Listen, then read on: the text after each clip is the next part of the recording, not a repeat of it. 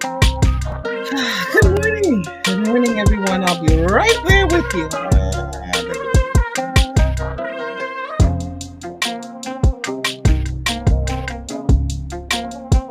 Good morning, darlings. Good morning.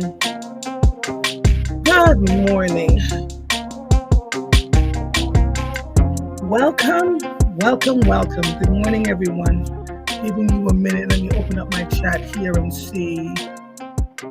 Welcome to Mornings with Marvel, where authenticity lives and thrives to create a space of growth, healing, and joy. I am your host, Andrea Lawful Sanders, and each day we will cover the topics that are informative and engaging while learning from each other. Good morning, Violets. Good morning, Bobby. Good morning. I see you guys popping up. Sometimes there's a little difference between the buffering and when you guys actually see me. Anyway, today we are super duper excited. It is the final. Good morning, Joanna Jane. It is the season closer of season 3. Oh, I am so excited. My team is excited. We work so hard. We've just been pushing them out. And so our season closer is none other than Timothy Welbeck. He is so let me just disclose this by saying Mova barely slept last night because pull muscle. So it was a thing. Timothy Welbeck, a civil rights attorney and director for the Center of Anti-Racism at Temple University, is a leader in the fight for justice and racial equity. He discussed with me the significance of Kendrick Lamar as a voice of his generation, the relevance of hip-hop studies, and the current challenges facing civil rights in America.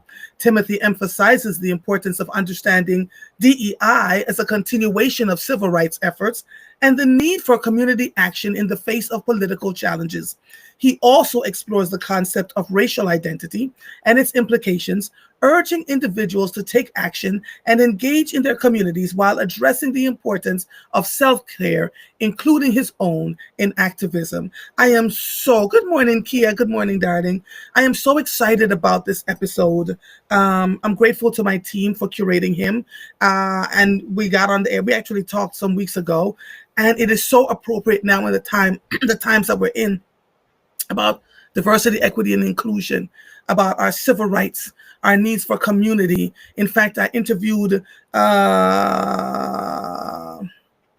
Congresswoman Madeline Dean yesterday, and we had a very honest, searing conversation about this very same thing. The fact that the fact that Timothy Welbeck is now using Kendrick Lamar as a voice for the generation and teaching a class on Kendrick Lamar himself was fascinating to all of us. And so you will get to hear that. I would like you to listen to that episode. It is the season closer of season 3 of the A.LawfulTruth podcast. And I am grateful that he created a space for us to sit down and have what is an honest conversation. Pastor Waller said something to me some years ago, maybe about 3 years ago. I was interviewing him on the radio, and he says, you have a tendency to make people feel so comfortable. They feel like they're sitting in their living room and they spew all kinds of things and tell you all kinds of things. He says it's a gift. He said, but I come on here and I'm telling you all my business. It was so funny. We laughed so hard. But my interview style is one of where people should feel like they be able to get what's in their minds out, and I give them the space to breathe and speak. Timothy Welbeck thought the same thing. We got off our interview. He said, wow, that was great. We just talked about all kinds of things, and it's wonderful. It's wonderful to give people space and the freedom to discuss what is on their minds. I asked him about what was going on in the country right now. We talked about diversity, equity, and inclusion, what that means for all of us. We talked about his own safety in being a pioneer and an activist. All of us, when we speak up about the things that matter, it's considered activism in some way, shape, or form. And Timothy Welbeck is the absolute truth. So that season 3 finale, Timothy Welbeck. I am the host and executive producer. Sarita Martin is the producer. Eric Nixon is the podcast audio editor. You can find us on Substack. You can find us on Spotify, and you can find us on Apple. So we're grateful that that's a space for us to do what we're doing. If you want to, please go and subscribe to Substack. And we are also on YouTube for our morning show. So go over there and subscribe to that, please. It doesn't cost you a dime. On Substack, if you'd like to pay $8 a month or $80 a year or be a legacy member, that's totally up to you. We appreciate everything that you do because it's been very helpful to what we do here. And quite frankly, I'm one of those people that if I never get a dime, I will continue to do what I do because I love this work. I love giving people a space to talk about the things that absolutely matter to them, those human interest stories that we often ignore, so that people are struggling and going through all kinds of things. Season 3 finale, Timothy Welbeck from Temple University. He's a lawyer. He does anti-racist work, and he's actually a civil rights attorney and the director for the Center of Anti-Racism at Temple University. He and is a leader in the fight for justice and racial equity. So you have to know from the bat that he is just someone who is really, really good at what he does. Mary E. May is here already. All right, I'll grab her in a second.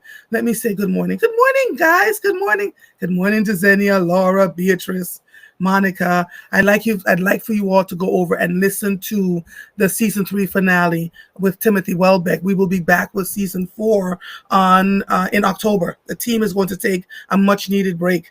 And so we can come back and have it because we're curating the kinds of stories that you all are asking for. This is not us doing it. We're saying to you, what would you like to discuss? Diane Mapp, riveting. All right. We had Tracy Powell on to discuss journalism. What does that look like? We're literally curating the stories that you're asking for. Timothy Welbeck is the end of season 3. I'm excited. Go listen to him on Substack, Spotify, and Apple. And it's under A.Lawful Truth. Right. So that's the podcast. Good morning, Erica. Let Mary. Good morning, Andrea Walker. I'm going to put up your poster. I've got 1,000 things going on at one time right now. Sounds like I'm actually losing my voice on top of everything else. So we'll figure that out. Mary E. May. Good morning. Trial. All right. You sound clear. I'm grateful. I saw that you were there. Just give me 1 second. We were talking about the season 3 finale. You okay? Oh, there is a buffer between us. I can't hear you now. Say good morning. Yeah, I can't hear you. Yeah. Click out, go back out and come back in for me, please, because there's a huge delay. And I'd like people to be able to hear you. Okay? All right. All right. So good morning, all of you. So let's just talk about a little bit more about the season 3 finale. Running a podcast and running it properly is hard work. Truly. Let me see if she comes back in and if we can hear her properly. Good morning. Yeah, no. I think there's something. Are you on your computer? Yeah. Get off your computer. Get on your phone for me, please, because there's something going on there. Yeah, see? Yeah. I keep hearing this hello and nothing else coming from you. Okay? All right. Bye, darling. We'll talk again. Wow, that was interesting. Lord. Laura says, I know Mary. She's a wonderful therapist and professional. Face red heart shape. Good morning, Laura. Good morning to all of you. I put up on social media last week, if there's anyone willing to discuss teenage suicidal ideation, because school is getting ready to start. And I'm having way too many conversations with parents who are saying their children are suicidal. They're having suicidal ideation. And there was a woman that on Instagram, I believe, that posted that she had was sleeping, woke up at like 1 o'clock in the morning, which is something she never does. She walked into the kitchen to get a cup of water, and there was her daughter considering taking her life. And she started to make it about herself. Oh my God, I've given you everything that you want. When people are suffering from anxiety and depression and are dealing with suicidal ideation, it's never about us. It's not that they don't love us. It's not that they don't they don't care about what happens to us. It's just simply that they are at a place where they can't take it anymore. Yesterday, I had a conversation with a great friend who is going to be on here on Friday. I can't even tell you. Just Friday is going to be another hot show. And that friend was saying to me, listen, after hearing about an activist that took their own life and recognizing that there's all this other craziness going on, I believe there should be a safe space for people to, we'll talk about it. We'll talk about it because what we've realized is that it's a sensitive topic, but the way people are taking their lives is so horrific. When I talk to police officers who are just like, it's hard to go and scrape people off of train tracks and, or their faces are gone or all those things. It's just not easy for people. But there's so many folks who are at the place where they just don't think they can. And I met another woman maybe about 3 weeks ago. My water is over there. Mr. Sanders, if you're listening, can you come grab my water for me, please? Maybe about 3 weeks ago, I was in her house with her and I walked by her and my spirit jumped. And I walked by her again and I touched her back and I said, are you okay? And she said, yes. Not an hour later, she tells us that her son completed the act of suicide earlier this year and she was just still devastated. And we talked about, people were saying, well, blah, blah, blah. I said, listen, let her get it out. Let her talk. This is not about us. She needs to be able to have a conversation about what was going on, what happened in the moment. She tried everything. She said he just did not want to be here anymore. So we need to have the dialogue around what needs to happen in our families. There's so many young people in our families, no matter what culture you come from, that are struggling with suicidal ideation. You heard me talk about the one who was trying to go to Howard Law School, graduated from Howard, did not get in and took her life. Parents never talked about it. They just buried her and talked about all her accolades, whatever. But we need to get to a space where we start to have dialogue around what is happening with our children, how we can support our children, because we may be able to save more lives than not. When my children were growing up, Mr. Sanders, are you listening? Come grab my water for me, please. When my children were growing up in Abington, the youngest one would say to me, Mom, I don't know what's going on, but we see in the news that a child jumped in front of a train. They were all his friends. He lost about 12 or 13 friends in his class just from suicide alone.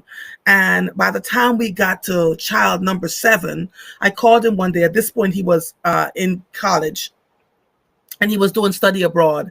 And I called him and I said, tell me what we are missing as parents. I just need you to tell me. He said, you don't listen. You don't listen. He said, we show you signs, we ask, he said, and so a lot of my friends would come and talk to me or talk to those of us who are in their group. And they would say, yes, my water is on the table, not in front of me. And would come and, and they would try to tell their parents, and the parents would say, what do you have to worry about? You live in this big, beautiful house. I'm taking good care of you. You're getting a good education. I need us to stop doing that.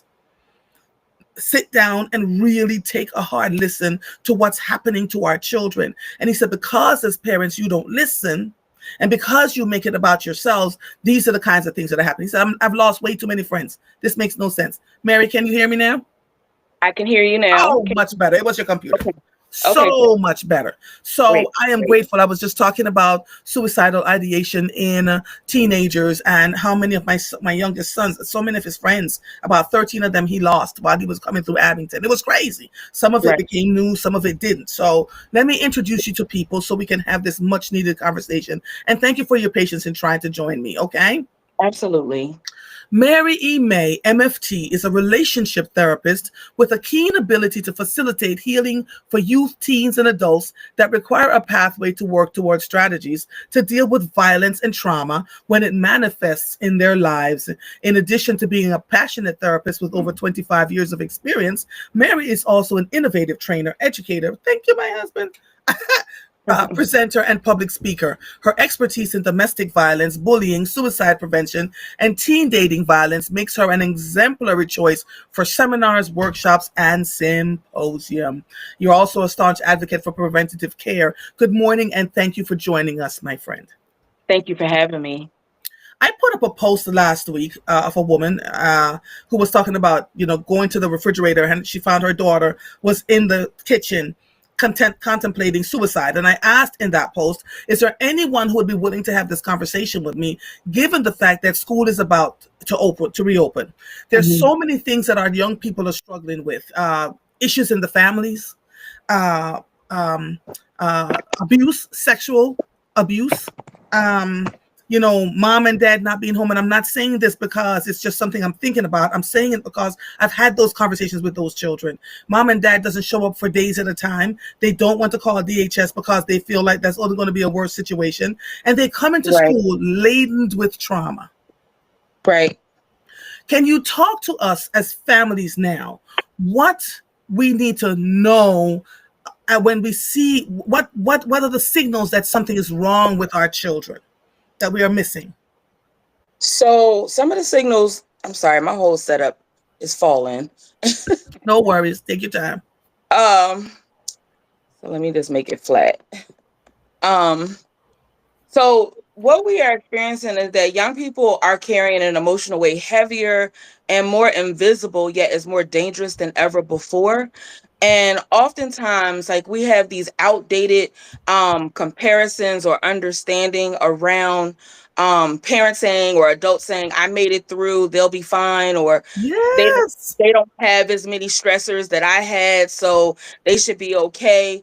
We have to start naming what the real risks are, what the real stress is, and understanding that isolation, the cyberbullying, financial instability, environmental trauma, like there's so many different triggers that we tend to turn a blind eye to and believe that because um we have survived, the different situations, and that we've provided, we take ownership that may look like blame, but it's basically unresolved trauma that we end up projecting onto our children and people who are around us, and we don't realize how that weight manifests into their everyday being.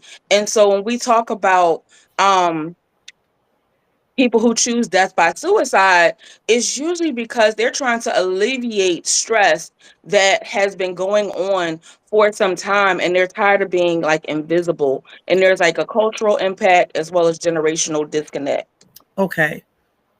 Phew. I'm glad you addressed the adults who made it through to adulthood, but that trauma still sits heavily on them, and it shows up in the way they treat others around them. I see that over and again. Hmm. Let's talk about the cultural pieces and then the generational pieces. Okay, so cultural pieces is life is different today than it Mhm. was when we were growing up, in the sense that there is access to chaos. And when I say access to chaos, we have notifications, we have phone calls, we got the performance behavior, we got the desire to do well, we have the people pleasing, fear of being wrong, all of these narratives that are like taglines that people don't realize how much that energy, that emotion kind of manifests and impacts the thought of a brain that's still trying to grow, still trying to identify who they are and what their voice is. And in a sense, it's like we think about it from like middle school to high school, then the college transition and so forth. However, there's cultural silence around. There are young people as young as 5 who have taken their lives because of the stress that they are encountering within their family homes, because people are not recognizing that financial stress, food disparity, feeling it when they hear parents say, I'm always scheduling around so and so child, or I wish I didn't have to plan this. What that internalized and indirectly but yet directly says is, if you were not here, life will be better for me. So then me as the young person hearing that with the untrained brain to really understand what's happening to me is, how can I make myself silent and invisible? How can I erase myself and just go to sleep? Children will say, I just want to go to sleep. And what they really mean is not, I just want to take a nap, like we say, I need to take a nap before I do something different. They want to go to sleep and never wake Yeah. up. They want to wish that they didn't have to be the child that's causing you that burden. Wow. So we have to be super duper mindful about the things we say and the energy we give off to our children. Wow. Absolutely. Wow, Mary May. She Absolutely. does. And we And take it for granted. yes, I need to let that sink in for a little bit, because there are oftentimes we just say out of frustration what's on our minds. Mm-hmm. And when our children feel invisible and feel like they're caught the cause of why your life is so miserable, even if that's not your intention, 5 years old, five, I've heard of 5. 9, I've heard of 10, I've heard of 11, 5. 5. Mom was always on the call, always talking to friends, saying, well, I would be able to go out and hang out with my friends if X wasn't happening. I would be able to do this if I had childcare. I would be able to take vacation. So it's like, if I'm sitting in the room and you believe that I'm playing my video game, I'm not listening, I'm just into the game so much. I'm into the game because the game is paying attention to my emotionality. The game is keeping me calm. The social media or whatever it is that I'm doing sitting right next to you, you're teaching me how to manage and deal with stress by what you're saying, but how I choose to deal with that may be at the risk of me choosing death by suicide. I need to, the Center for Disease Control, Mm-hmm. um, you know, whew, this is the data. Over 49,000 people died by suicide in 2023. There's one death every 11 minutes. Mm-hmm. Many adults think about suicide or attempt to suicide.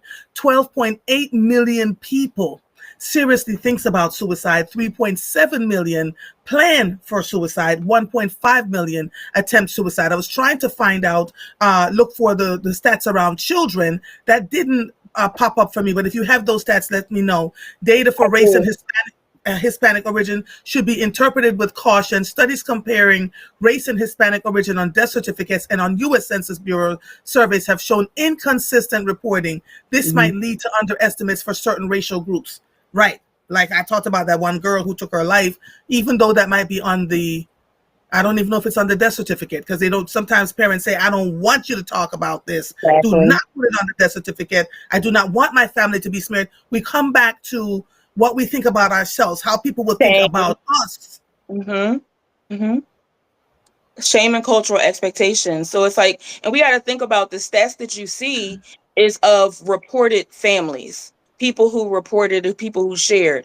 There's Right. secrecy around it because there's shame around it. And so the disparities, like the data that I had was that their age 10 to 17 experienced 144% rise in suicide from 2007 to 2020, outpacing other 104% rise. 144. And because So we think that this doesn't happen in the Black and brown families, and it really is actually more so because we're constantly saying that we're resilient and that we're strong and we can do this and we can just pray ourselves through. However, the go life ahead, of what Sister we McCoy. live. I'm Yeah. sorry, I heard it. Yeah, I no, was giving yeah, responses. no, go ahead, finish. I'll talk to them in a second.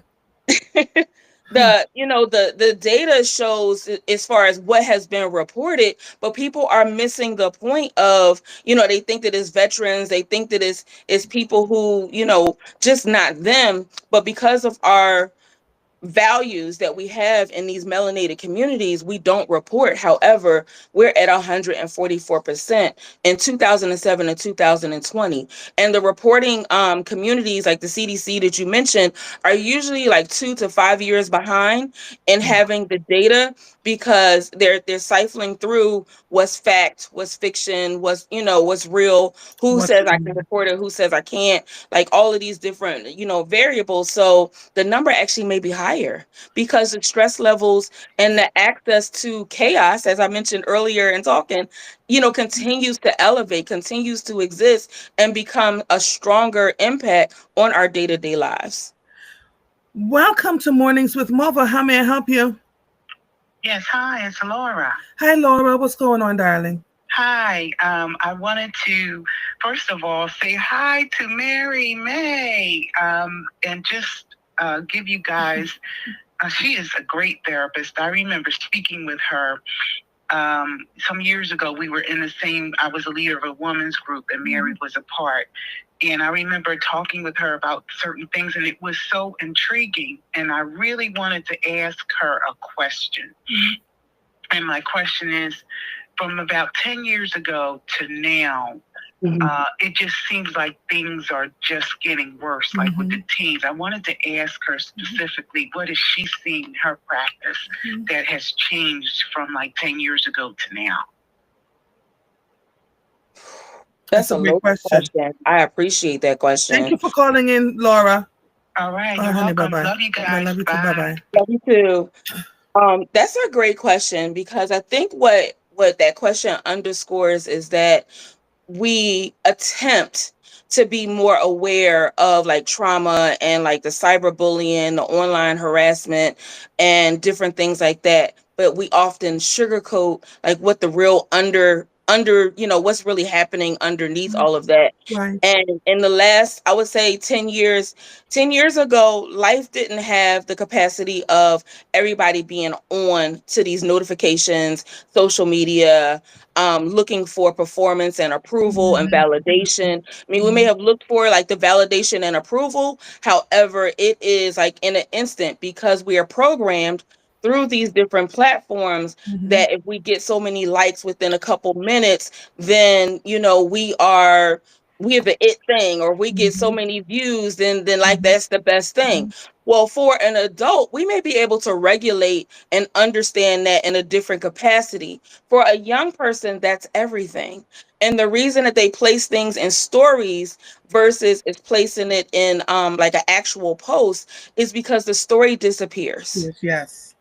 or they could erase it and they don't have to worry about like what someone said. So when you think about today's access to the chaos of things, and how notifications, how performance, how cultural, culture, we're more open to talking about it, but we're still shameful and secretive around like the real nuances of it. Whereas before it was like, yeah, just go in the corner, I don't want to see you, or just go in the corner, we're going to pray it away.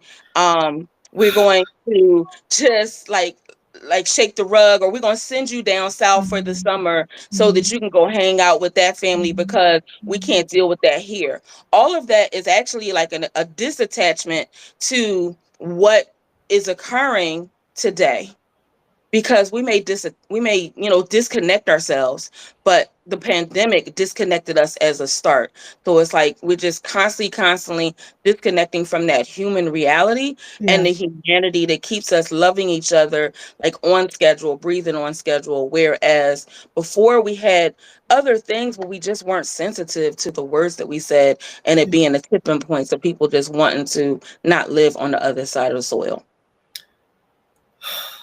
There's so much to unpack here, and I'm For sure. trying my best, seriously, because just in the last 3 days, I've gotten phone calls from adults who are feeling suicidal. Facts. Facts. The traumas, the what's going on in the country, the trying to figure out so many people are losing their jobs, the that you name the thing, Mary. Mhm. And folks are calling and saying to me, I don't know if I want to live through this era. I don't Mhm. know. People are bursting into tears. These are adults. Now, I I need you understand. all to juxtapose that to what that means for a child whose brain isn't developed completely. What does Mhm. that look like? And how are Mhm. we navigating through that for our children? We're so concerned. We're so concerned about, what's happening with ourselves. We completely miss what's happening with the children Facts. to our own detriment. Facts. Ooh, ooh. Facts. And there's that generational disconnect that, just comes with the pain that they have 24/7 access to the world's chaos. Like the Yes. Something climate we of didn't have, anxiety. Mary. Say that again. Something we didn't have until 1992.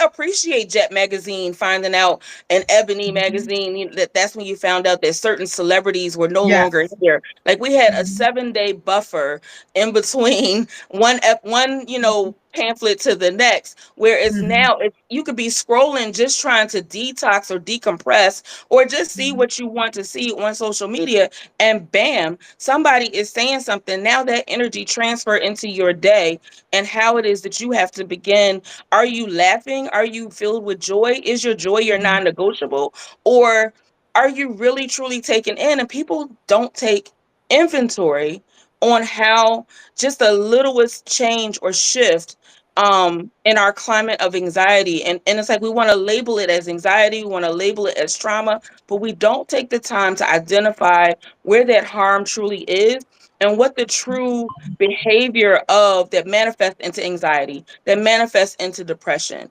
because those are just the roadmaps to say, okay, this is how we're going to intervene, how we're going to develop the interventions. But people get stuck on the label of anxiety, the label of, performance tasks, the idea of people pleasing, that they don't roll that back and say, okay, where did this come from? Where am I at the core of my onion if I peel back those layers to understand what I've done? You become overwhelmed by being invisible to those who care for you and love for you. Okay. This is way more. I'm sorry. No, because it needed to happen. When I asked for this conversation, it's because there are things happening behind the scenes.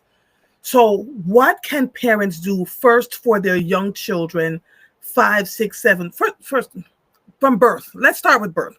From birth, what are some of the things we must be mindful of doing, not doing, from birth to 5 or birth to 10, that we are doing now and not recognize that it's a problem for our children? So the first thing, I'm gonna go a little rogue on this a little bit, because Okay. we want to talk about what we should be doing for the children, but we don't want to take away the opportunity that starts with us individually acknowledging that we carry trauma, we carry unresolved issues, and so we, as the adults that want to care for other individuals, need to place ourselves in some form of therapy. And it may not be talk therapy, it may be exercise, it may be whatever it is that you need that's going to help you recenter and acknowledge what has you unresolved. You have to be clear in order for the children that you touch to be clear. Yeah. Because you harm individuals intentionally or unintentionally based on your level of healing, your level of ability of awareness, because you can have blinders on to the level that you've chosen to heal. And if you have blinders on where you've chosen to heal, you're not going to see the signs of where a child may be demonstrating the destructive behaviors, the irritation, the frustration, the not cleaning their room, not taking a shower, not being snippy, talking smart back to you and stuff like that. You go on the surface of the behavior that you experience, but you don't say, okay, where is that coming from? Why are they angry? Why are they upset? Anger is the destination, but they were irritated, they were bothered, they were ignored, they were invisible, all that before it manifested over days or over hours. Then now I'm angry and now I want to throw a shoe at you across the room because you have made me upset. Wow. Okay. I'm always having the conversations with people that folks don't want to have. This one is really necessary. So I'm going to share something with all of you. Some years ago, when my oldest son went off to college and my youngest son was still at home, when the oldest son went to college, we began to immediately notice a change in the younger one. And we would say, "Did you do your homework?" Homework was not done. He didn't want to talk. He didn't want to. And one day I said, "What the hell is wrong with you?" Because I was just trying to figure it out. Right. And then one day, as I was cleaning, I found a small bottle of alcohol underneath the chair. And I said, "Okay, Andrea." So I grabbed him and I said, "Talk to me. Tell me I'm not upset with you." He was if his brother was 18, he was 14. I said, "I'm not upset with you. Tell me what's going on with you." And he burst into tears and he said, "I miss my brother." Just thinking about it makes me teary. And I literally put him in the car Mhm. and drove all the way to Penn State in that moment. Mhm. And when he saw his brother, he went and grabbed him and just started to cry. I had no idea they were that close. They're close. If one got in trouble, the other one didn't talk to me. I was cool with that, right? Right. And he grabbed his brother and hugged him. And so I made a plan so that he could take a train or a bus and go see his brother every other weekend. His entire attitude changed. His Mhm. entire attitude changed. They're now 32 and 20, 33 and 29. When they see each other, one lives in one state, they still run up and go, hey, bro, and they hug each other. Only for me to find out that they were talking to each other about everything. Right. They had each other, and they would say, we know mommy would listen to us, or mommy would ask, because I would constantly ask them, talk to me, how was school? I'd get fine, right? But Right. I had a village wrapped around them that would say, I think, son number two might be dealing with something, or son number one might be dealing with something. It is how I was able to help my children to grow into adulthood. I never said, oh no, not my children. Right. They can't possibly go through. I had to constantly have my ear to the ground with them. But Mary, let me tell you, that was easier said than done. Facts. Right? So I had to literally take myself outside of myself and say, these children were not asked to come here. Right. I might be struggling with XYZ, but they are the most important. No matter how important everybody else think I am as an adult, they don't matter. Those people outside don't matter. It's about the children. Mhm. When I talk to my friends that are around me that are consistently going through things with their own children, they say things like, well, I don't want to ask for help because I don't want anybody to know. Mhm. Mhm. So at what point do we ask for support when we know we need support versus keeping it to ourselves, knowing we can't do anything much to help our children because we're walking with our own traumas too? Mhm. Help me, Mary.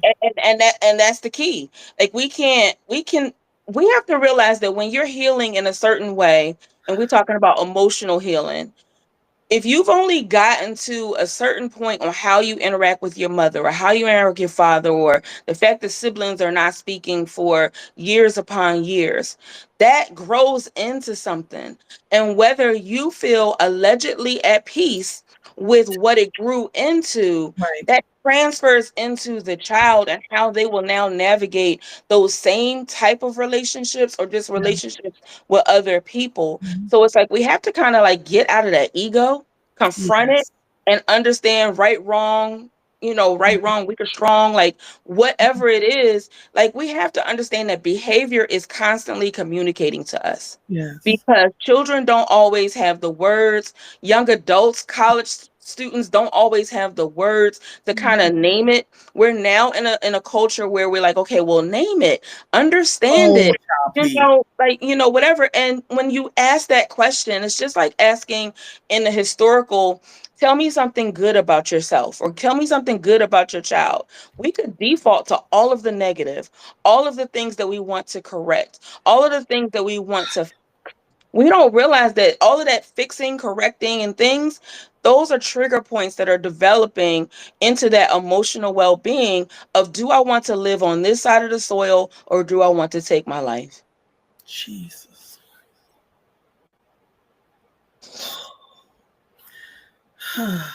Laverne says, that shutdown they do is real and scary. I feel Mhm. like my son's spirit left him when he was 5. I cried. Broke my Mhm. heart. I couldn't make him happy. I didn't understand.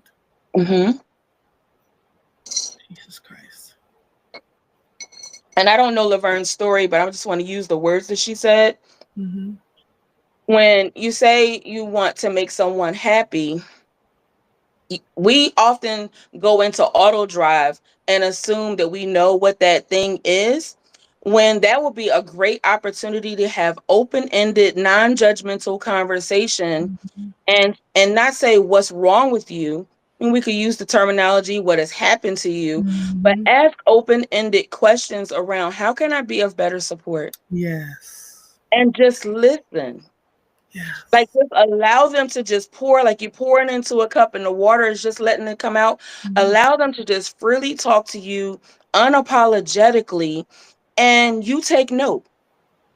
No face expression, no, you know, no gasping. If you can, don't clutch the Yes. pearl, Yes. No. because we want to ensure that that people who are around us have joy and that they're at peace and that things are well. But we often, in a simple way that we can even track this on a day to day, you walk past someone and you say, "Hello, how are you doing?" You're still continuing to walk. You don't really care how they're doing. You just want to do that performative response. Yes. We do the same thing in our homes and in our families. Mhm. We have to take inventory. We have to understand that we may not know what's going to make that person feel well. We may not know what's going to make them happy, but ask them and give them the opportunity to just voice it, name it, and like, as put the kid in the car and went to Penn State, that's an active reaction. We have to be ready to kind of move Mhm. with the way that the children or the young people or the person who's disclosing that they need this additional support, Mhm. that they need that additional support, and just be unapologetically silent, non-reactive, non-judgmental, but open to hear whatever they say. And it might be some stuff that they say that hurts you. It's Yes. okay. It's Yes. okay. They Yes, need Mary to say May. Tell the the truth and shame the devil. Absolutely. Marvelous Mind says the shutdown is horrifying. My son came home from college suddenly and shut down completely. truth. Describe a little bit more for me, Marvelous Mind. Was there something that was happening up to that point? He said, thank God through counseling he was able to come out of it and prayers with family support. Counseling is a real thing. We need to stop saying that it's only for white people. Can we just have that discussion? Can Right? we have that discussion? Yes. That's why I said it can look any way that you want it to be, but you have to have a method at Mhm. some point where you're releasing. I had a Mhm. session last night Mhm. that a young woman was talking about all of these different things where death by suicide was a consideration of hers. And I said, you got to stop protecting it by not allowing the tears to come out. Like, Yeah. it's okay to cry. Crying is a release of your energy, your body, your emotions, like letting go what it has. So if you think about being a bag lady, you're carrying that weight of that unresolved issue, that unresolved weight that you think that you just tucked to the side. No, it's sitting there on your shoulder, ready to peek out at any moment. You got to Yes. let that cry come out, Yeah. even if it don't look cute. Keep crying, the real cry to release, so that you don't think that you need to be invisible and not living on this side of the soil. It Yeah. needs to be the downright ugly, dirty, Mhm. type thing, because you're connected to your trauma, interconnected, and it's playing its life out for you on a day-to-day basis and blocking your ability to negotiate conversations, to feel balanced, to have your no be your final answer and you're okay with that, as opposed to negotiating, oh, well, I could just go for 15 minutes. No, you said you couldn't do it at all. Don't Yeah. do it. Yeah. Yeah. Yeah. This, I think, is going to be therapeutic, not just for our children, but for us. There are Absolutely. adults that I see around me that are bullies, that are angry all the time, that are neurotic about this one saying that one. That is a definite sign that we have not done our work and the traumas are still running rampantly through us, and we impact other people um, in the way we behave as adults. So imagine our children. Marvelous Mind says he was at Lincoln. His son was at Lincoln when someone was killed. I believe 2 weeks after that, he came home unannounced. He stayed in his room. And thank Understood. you. And let me honor the fact that you're actually having this conversation with us, because it is important that we walk through these things together. This is not about being a voyeur, but to maybe hearing something about that one of us are saying that you can then look back at your own children and go, wow, this could be a problem. This Mhm. absolutely could be a problem. Oh my God. And some of the things that, like, and for college, I'm sorry, Andrea, some Go of the ahead, go things that, ahead. like, for college students and even, high school, middle schoolers, but college students are going into a space where they don't know, many people. So it's like them starting in the middle age, like the teenage years, all over again, trying to figure out their grounding, their space. So if they are not accepted to the SGA, or they're not accepted to the student government, or like, I Yeah. mean, like, whatever group that they're Mhm. interested in, that's a reflection of them, so they think. Mhm. and how they internalize not being able to connect. Like they may have been top of class, when they were in high school. Now they're starting again where everybody was top of class. Now we have to figure out who is going to be, that alpha personality, or do we? But we're conditioned and programmed to believe we have to figure out who is going to be that alpha personality, who's going to lead us, who's going to do these things. But we have to also be mindful that it's not a mark that we're not qualified and that we're not worthy. It's just a rites of passage that we have to go through. By now we're in a new group of people, because that's going to consistently be the transition. You're in college now. It's going to be the transition when you graduate, when you change different jobs. If you go to grad school, every level up that you do is a transition. How are you learning to manage that at 10, 12, 14? But then we fall into line with that too, because we tell our children, you always have to be the best at. I need to go to church and tell sister so and so and pastor that you're in the top 1% of your class. It is okay to fail, y'all. It is. Failure is not failure is not something that is going to be detrimental to you long term. Failure is just you learning the lesson and moving on. We have to teach our children that, right? What does that look like? Because it's us. We went to the top HBCU, or we went to the top 4 schools in the country, and so many children at the University of Pennsylvania were jumping out of windows, right? It made the news, but there was so much more that did not make the news, because we put these pressures on our children and tell them that they have to be X, Y, and Z. Black people, white people, brown people, yellow, whoever you are, allow your children to just grow and naturally find where they fit in this life. This is not about you impressing society. It is really about your children finding their space, Someone said to me, why wasn't your children playing sports? I said, because that's not what they wanted to do. Right. That And sports doesn't make is not that. the only thing that you can excel in. You could be in a chess club, you could be in lacrosse, you could be playing Connect Four, whatever your thing is. Like, you can excel in your own space and make your natural footprint. We constantly chase like clout, and Yeah, we don't crazy. realize that we are clout. We are our own best empowered voice. We have our natural footprint on what our assignment is here on this earth, and we need to just kind of lean into that versus trying to mimic the programming that we see on TV, on Yes. internet, and all of that. We all each have our own unique footprint, and it's not going to always look like the other person. So standing out is not a crime. Oh, Jesus Christ. I can't. Let me read some of these comments, because there's a ton of them. Cheese and ever-loving crackers. There's so much going on here. Whew. Laverne says, back then I was 23 when my son was 5. I didn't know. As he got older and I dug in more, he didn't want to talk. So I gave him, wait a minute, hold on. This thing is moving. As you guys comment, this thing moves. I gave him journals to write. Therapy started at 8. Depression was diagnosed at 8. Insanity. Violet said, tears are offerings and they cleanse. Absolutely. Marguerite said, this is a conversation that needs to be a regular segment. Mary May, that came through my head too. I was like, we need to talk more often about this. She says, Laverne says, that's when I struggle now. I'm tired of crying. I go to therapy.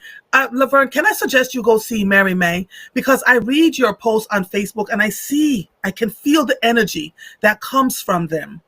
There's so much that happened to you in your life, and it continues to happen. So, I'm going to suggest, right? She says, people are so angry. Imagine this energy in the homes of children daily. Crazy. Violet said, this needs to be a regular topic. There's so much to unpack. I agree. Laverne says, when people enter my home, they have to write in our grateful book. We have to start somewhere. Okay. Violet says, no one should have to grieve this way if it can be prevented. David said, we used to have safe places to decompress, and now they're gone, and the floor of humanity is a minefield. But the safe places are there. The safe places are there. I set the expectation. First of all, you cannot get an invitation into my home because I can feel your energy. If your energy is whack, you can't come in here. I just can't do it, right? Because I understand that when you leave that energy behind. And so there's just you have to decide what walks into your home and what doesn't. You've got to be intentional. Marguerite says, I remember when my son asked, who could he talk to for some things? I thought him and my husband, and I told him and my husband were available. He said, what if you are my problem? Wow. She said, I was stunned, and then I got him help. Wow. And that's the thing, a lot of people don't, they want to keep everything in the house because that's a cultural value that we've had for eons. But you have to realize that sometimes it's not necessarily that the parents are always the problem, but you probably can't be the fix, because Yeah. I can't neutrally talk to you. Like children come into therapy, and even adults, and they think that they have to act a certain way. And I'm like, okay, let's be clear. This is not the performative space. If you Yes. need to curse, if you need to yell, if you need to like do whatever you got to do it. Because then once you get it out, then now we know what to work with. If Yeah. you become mad at the process that I'm pushing you, then that means the work is happening and you're resisting the change.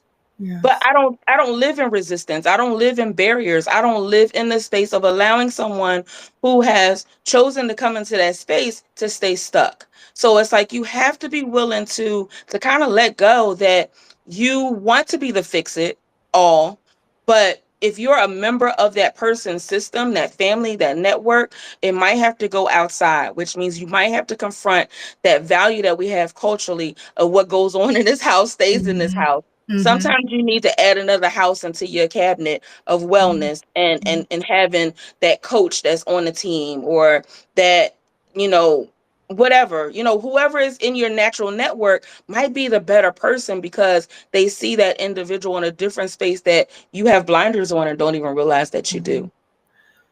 My God, Mary May, I love you and I love this. And thank you for reaching out to me when I asked the Absolutely. question. Now, here's my thought. Let's talk about our adult children.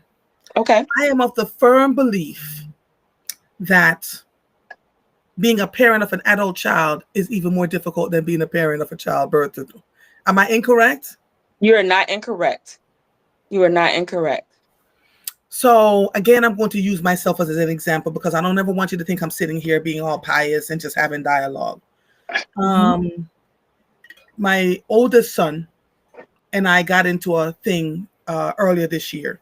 I was supporting him and his family because his wife had, gone through some stuff with her job, and the job closed, the business closed, and so we were, my husband, my current husband, my ex-husband, we all kind of pulled together to make sure that they were okay because they have a whole family, right? And so we were, all of that. And he said something to me in January. Oh, I know exactly what it was. Let me tell you what it was. The Eagles had won the damn Super Bowl.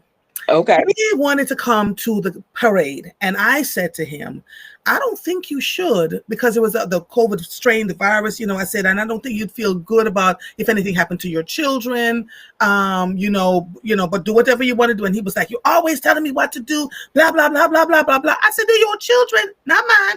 Do you, bro? And so he got really mad and blew up. And I said, let me tell you one diggity dang thing. So I matched his energy.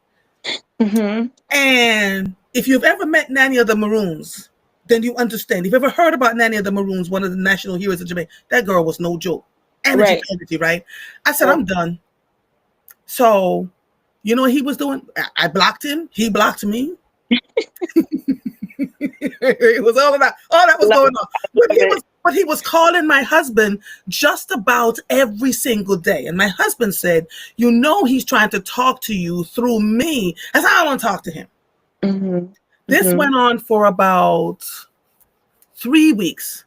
My younger sister went to go visit them, and my twin granddaughter ran up to her because we sound alike, look alike. And when she realized it wasn't me, threw a fit for 2 hours. I knew at that point I needed to sit down and figure out what was going on. And Mm-hmm. then I started to dissect. I went from childhood to adulthood, and why was it that I was this way with my son? I recognized the pattern from my own parents, who would always tell us what to do, even as we're grown behind Right. people. I literally wrote my son a long note and apologized to him. Not only did I apologize, Mary, I explained to him where I thought it was coming from and that I was dead wrong. And can we have a dialogue around it? Mm-hmm. Took him about 24 hours. And he said, I feel like this is now the turning point of our relationship. Thank you, mommy. And we talked it through.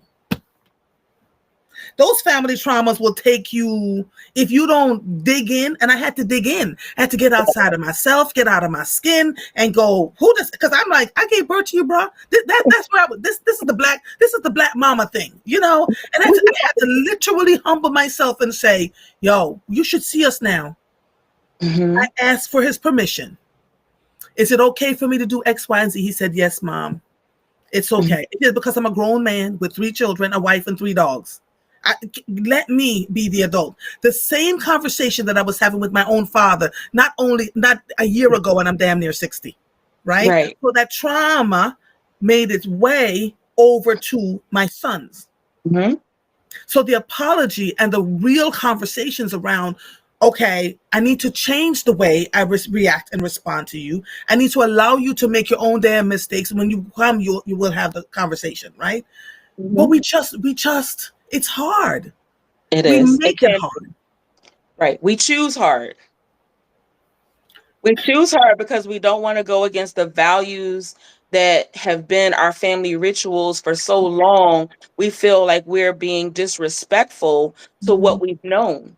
And Right. sometimes what we've known, to the question, that Laura asked about what's happened 10 years ago to now, what's happened 50 years ago in our family, like it may not be valid now. Like we need to like revisit, reshape, understand our Mhm. family values, our norms, how we Mhm. cook, how we Mhm. eat, how we live, how we meditate, Mhm. exercise, our conversation with all of the things that exist now as tools and resources that are here to help us versus only white people do that, or you doing this thing that's not really going to serve us the best way. It's going to serve us because there's evidence and research, or people have been trained or gifted through the creator to understand how it is that we need to evolve. You evolve professionally, you evolve in relationships, hopefully, if you have healthy relationships. Yeah. So you have to begin to just understand that what you hold on to as a ritual and a practice could be really driven by trauma and Yes. people doing basically what they're accustomed to doing and Yeah. rehearsed in doing versus Mhm. what's the better next step for them to Yeah. grow inside out. And it's to unlearn and relearn. And it's a Fact. daily walk. It's a daily practice because if you have gone through all that trauma, to unlearn all of that means you have to reprogram your brain and the way you behave through certain actions. So it's a daily affirmation that we have to tell ourselves, I will do this differently. I will not be my mother or my father.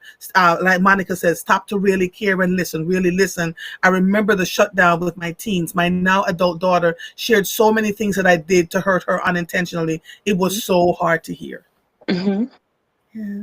Yeah. I had a grown daughter and mother come into session one time, and they weren't understanding why they weren't communicating well. Like everything was like a fight and a just back and forth battle. And the daughter had moved back in with the mom to kind of help mom out, but then mom was also helping her out with something with her career. And what came out of that one session with them was that they're both battling that they had been sexually assaulted by the same uncle, and the way that their communication had been shaped and formed all of these years, and what they were angry about was that mom was saying nobody ever helps her, but she can't voice how she needs help. And the daughter is just like, you're always criticizing me, you're always ridiculing me, you're always this. But it went from like understanding that to where did it come from? And it came from that they were both protecting each other from the knowledge that someone close and dear in their family had assaulted them both. Wow. Viola says, what about adult grandchildren? So the sexual abuse part is so prevalent. Mm-hmm. It is so stinking prevalent. I had someone on here talking about in on one of my podcasts, Diane Mapp, about how she was sexually abused and she was in a shelter at a young age. At 15, she was pregnant with twins. Like her story was just pure trauma. Mm-hmm. And people were on here just pouring out their hearts about all the time. They couldn't even talk. It was so triggering you know, that conversation. And so there has to be safe spaces for us to have those conversations within our, not just within our families, but within our communities and the tribe that we had. Jasenia said, I had a heart-to-heart conversation with my father a year before he passed. He was healing for me. And then we said, well, the parents are going to be who they are, and we're not going to discuss it, but we let them die with that trauma sitting Right. stuck in our chests. And we carrying the bag, Yeah. trying to Yeah. be resilient, Yeah. yet the weight Yeah. is heavier and we become more invisible every day. Yeah. How do we get adults to understand if their children are not speaking to them, that it's really not the children, that it's something that they have to investigate and take themselves out of it and stop telling folks what to do about their lives, even if it looks wrong? How do we get adults to get there? Adults have to really, really want to seek that change, because that's trying to undo something that they've held on too strong for whatever the reasons. And adults have to really be put into a space that challenges them to just understand that their resilience has also been suppression. Like they've been suppressing what they truly need to kind of celebrate life and celebrate loving each other and Mhm. loving on themselves. So Mhm. having like a space that just pours out, like that Mhm. creates that cry to release. But it's a mindset change. It So is. it goes into the mindset before you can even introduce what some of those resources are that's going to help them. So it's really like a mindset. Like it's really helping them know that it's okay for your value to shift. It's okay for you to be wrong. It's okay for Mhm. you to learn from the younger generations because they're only trying to support you. We can't Yeah. live that somebody's always coming to attack us and think that we're going to continue excel in love and grace all day long. And is it difficult to, she said, Viola says, I have that with them both. So then, Viola, there's something they're not telling you. I would suggest that you sit, listen to them, close your mouth, say absolutely nothing, and let them get everything out, because you don't want your children to not want to speak with you at all. Right? That's just not a thing you want. Right. And you want to be able to create the spaces where you can talk to your children. Mary, when my children were younger, I did two things with them. They could not watch television but an hour a day. Okay. That was it. We played a lot of board games. So I made them think math, English. You know, we would play those board games. And then the third thing I did with them, which I said to some children in the Philadelphia School District earlier this year, and they looked at me and was like, wait, what? I gave them a space where they could come and have a family meeting without no judgment. That's one of my interventions that's like top tier. And sometimes when the parent doesn't feel that they have the skill set to have that non-judgment family Mm-hmm. meeting, Mm-hmm. because most of the stuff I do is virtual, I Mm-hmm. will come to someone's home and help them facilitate what that conversation looks like so Yes. that it can be a truly, truly safe, non-judgmental space and kind of guide them through what the process can look like. Now, my role would be just to facilitate the start of the conversation, but model and teach you how to have that as a consistent process for you and your family ongoing, such that anybody can start that family Mm-hmm. change meeting. That's what I call them. Yes. Um, Family so change meeting. yeah, Yes. yeah, because Yeah. you're changing the system. You're retraining what it is that we've done. If we're not eating dinner at the table like back in the day, we need to have a time where we're getting the board games. We're coming together in the living room, and everybody's voice matters. I tell adults all the time that when your children talk to you, like you said, don't clutch your pearls off. I used to call my friends and go, Holy Mother of God. The child just told me. At one point, I said to my sons, don't you think you should call your father and tell him that? I'm like, but so at 30, at 33 and 29, they still call and talk. And I'm absolutely grateful for it, because I created that when they were just young children, 5, Right. 6, 7, 8, 9. I didn't tell them about the birds and the bees. I taught to them about what sexual intercourse was. I taught to them about lice. Real I taught to them about all the things. And they for would say, real. nobody else's parent is having this conversation. Why you got to be so strange? But they Mhm. appreciated it when they got older. Um, it's I need us to think through. And even today, Mary May, and I'm going to ask you to come on with me once a month from now on, because there's Okay. so many things we can't possibly. It's 7:34 and we still haven't even scratched the tip of the iceberg. but I want you to come back on and talk about the adult traumas and how it impacts our children in depth. I want us to talk about raising adult children, not being with adult children, how we step back and allow them to make their own mistakes. I want us to talk about how do we talk about anxiety and depression that runs in our DNA. That part. That part. That's 2 sessions all by itself, Yeah. because we don't tell our children Uncle so and so completed the act of suicide, or our brother so and so. These things we don't tell them, and then they're fighting within themselves, and they're wondering what is wrong with them. And we keep the secret and just keep trying to pray it away. Renee Mills says, once Reverend Wallace several years ago called everyone up to the altar that was sexually abused. Damn near the whole church was up there. It's prevalent in our communities. And to sexual assault, sexual abuse, it impacts adults in their leadership. It's a direct connection to their ability to understand how they negotiate raises, how they negotiate promotions, how they just effectively communicate, be a good speaker. It impacts you. So you can't say that you're going to just wash it away or it's not existing. If your body has been violated in some particular way, it's impacting you in your new relationships, your old relationships, you as a leader, you as a business owner, you as an individual. So many capacities. So we need to peel back that layer of the Yeah. onion. And then the other one is not to mention, Violet said, all the other diagnoses like neurodivergent, ADHD, autism, wheel, that parents still don't want to acknowledge, but these children now know that they have. Correct. This is crazy. This is crazy. And we get caught up in the diagnosis. I know we're trying to wrap up, but I would just say we get Keep caught up talking. in the diagnosis. And the diagnosis is helpful, but we often do this with medical and mental health situations where we get stuck. Oh, I have ADHD, so this is excused because of that. Or I have depression and this is excused because of that. I want people to retrain their mind around the diagnosis offers us a roadmap.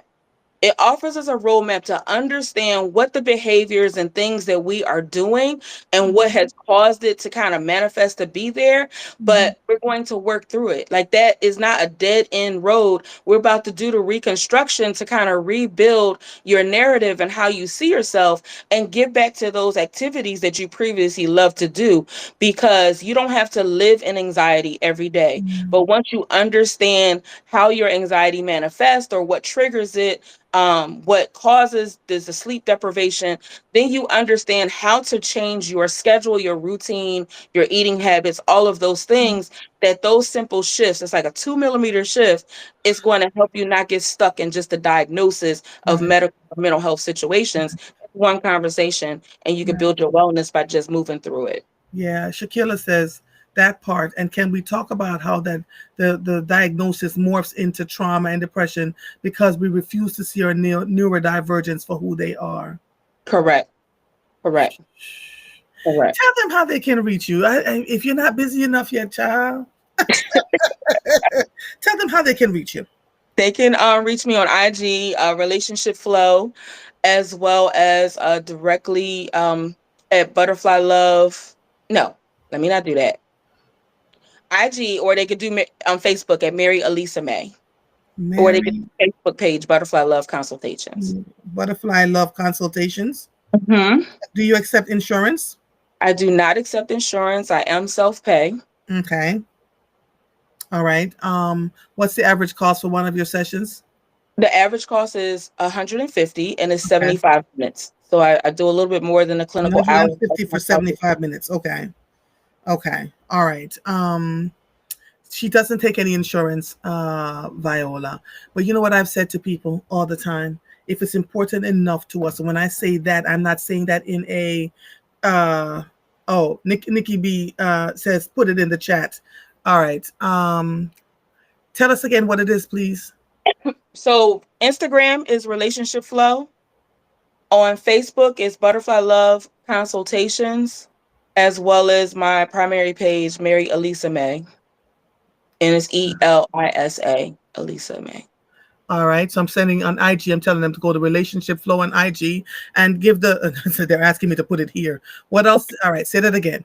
Relationship Flow on IG. on IG, and there's a link on Relationship Flow IG for you to be able to go right into my schedule and request an appointment. Okay, Um, good. So we'll just leave it there. All right. So I'm just relationship flow on IG. So there's a link there. Is it a link tree? there is a link tree, yes. Mm-hmm. Mm-hmm. Relationship flow. Renee Mills, she says most of our therapists don't take insurance. Bummer. It's difficult because insurance companies giving them anything. They're not being paid properly. Correct. Yeah, yeah, yeah. Viola says I'll just buy less gas. And it's like having a third party overseeing your services and kind of dictating how well you should be and how well you should not be. So Right, right. there's other reasons as well. I see. Okay. All right. So once a month, um, can you reach back out to Niall for me, please? Absolutely. For that, and we can go from there. You're welcome, Nikki B. Um, And thank once a you for month. this conversation, and thank the squad. I'm usually on the listening side, but to be on this side is welcomed as well.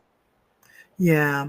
Donna says it's trying to challenge her trying to find a therapist that accepts insurance.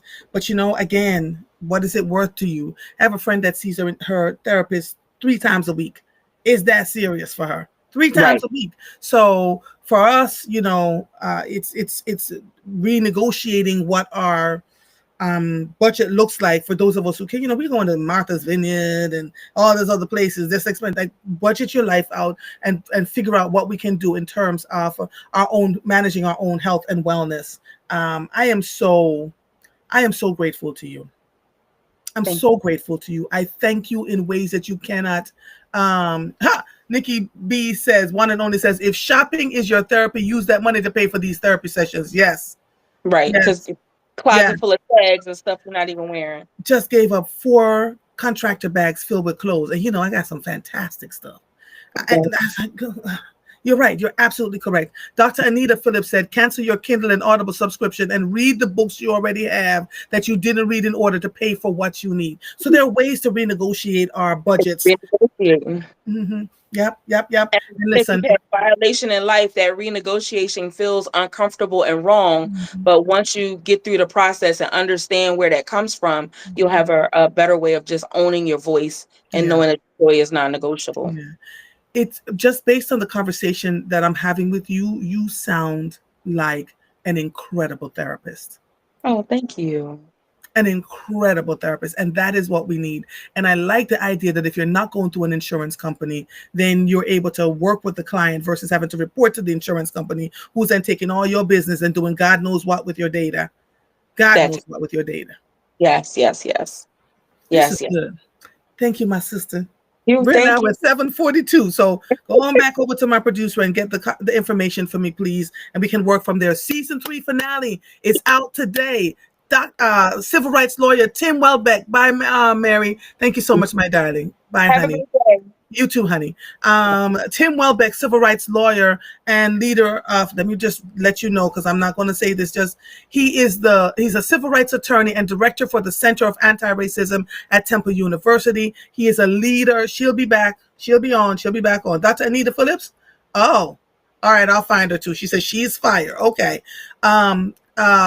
Timothy Welbeck, a civil rights attorney and director for the Center of Anti-Racism at Temple University, is a leader in the fight for justice and racial equity. He discusses the significance of Kendrick Lamar as a voice of his generation, the relevance of hip-hop studies, and the current challenges facing civil rights in America. He emphasizes the importance of understanding diversity, equity, and inclusion as a continuation of civil rights efforts and the need for community action in the face of political challenges. He also explores the concept of racial identity and its implication, urging individuals to take action and engage in their communities while addressing the importance of self-care, including his own in activism. Please go take a listen. It's the season finale of the A Lawful Truth podcast. It will be found on Substack. You can find it on Substack. You can find it on Apple, and you can find it on Spotify. Thank you to the person who just became a paid member of Substack. I saw that while I was on the air. This episode of Mornings with Mother is officially over. I am Andrea Lawful Sanders. I'll see you when I see you. Bye, everybody. Bye-bye. Bye, darlings. Bye. Woohoo. Bye. Bye-bye.